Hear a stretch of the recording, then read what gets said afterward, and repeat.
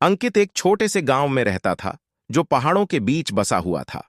गांव की शांति और सादगी ने उसे हमेशा से मोहित किया था। लेकिन इस शांति के बावजूद अंकित के जीवन में कई कठिनाइयां थीं। उसके पिता का देहांत हो चुका था और मां खेतों में कड़ी मेहनत करती थी। एक दिन अंकित की मां ने उसे एक पुराने मित्र के घर भेजा। वहां उसे एक बूढ़े सज्जन मिले जिनका नाम बुद्धिदत्त था। बुद्धिदत्त एक विद्वान व्यक्ति थे जो जीवन की कठिनाइयों का सामना करने के लिए प्रेरक कहानियां सुनाया करते थे। अंकित ने उनके साथ घंटों बिताए और उनकी बातों से प्रभावित हुआ। बुद्धिदत्त ने अंकित को पहली बात समझाई, धैर्य और संयम ही सफलता की कुंजी है।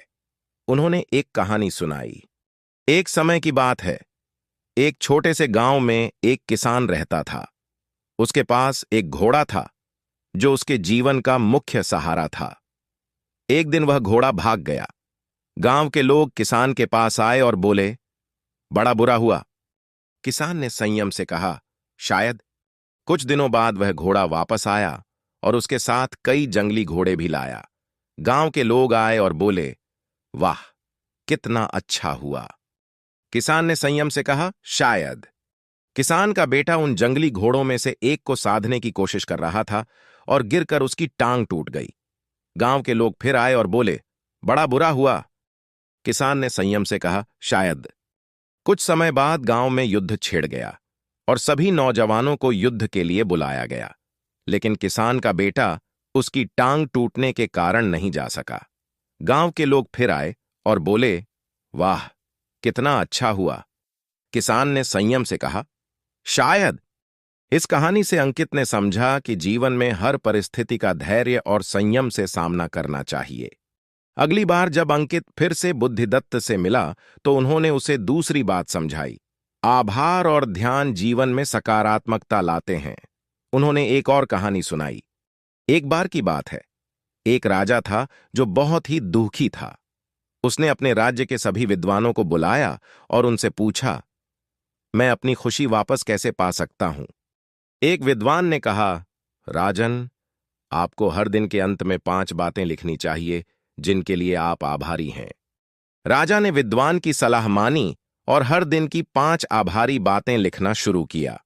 कुछ दिनों बाद राजा ने महसूस किया कि उसके जीवन में कई अच्छी चीजें हैं जिनकी उसे कभी कदर नहीं थी। ध्यान और आभार ने उसकी मानसिकता बदल दी और वह फिर से खुश रहने लगा। अंकित ने इस बात को गहराई से महसूस किया और उसने भी अपने जीवन में आभार और ध्यान को शामिल करना शुरू किया।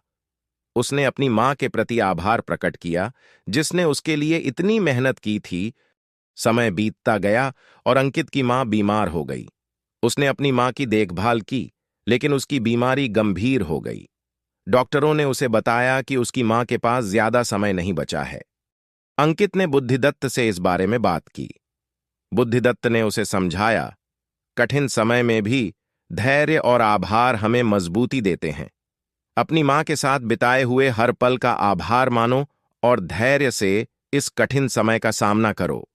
अंकित ने बुद्धिदत्त की सलाह मानी और अपनी मां के साथ अपने अंतिम समय को संजोया। उसकी मां के जाने के बाद अंकित ने गांव के बच्चों को पढ़ाना शुरू किया और उन्हें जीवन की महत्वपूर्ण बातें सिखाने लगा। वह बुद्धिदत्त की तरह ही एक प्रेरक व्यक्ति बन गया और गांव में लोगों को जीवन की कठिनाइयों का सामना करने के लिए प्रेरित करने लगा। उसने बुद्धिदत्त की कहानियों और उनकी सीखों को आगे बढ़ाया। अंकित ने समझा कि समय कितना भी बुरा क्यों ना हो, धैर्य, संयम, आभार और ध्यान ही हमें मजबूत बनाते हैं। और यही बातें उसने अपने गांव के हर व्यक्ति को सिखाई, जिससे उनका जीवन भी सुखद और संतुलित हो सका। दोस्तों, मैं उम्मीद करता हूं कि आपको ये कहानी दिल से अच्छी लगी होगी। इस वीडियो को लाइक और सब्सक्राइब जरूर करना। नमो बुद्धाय।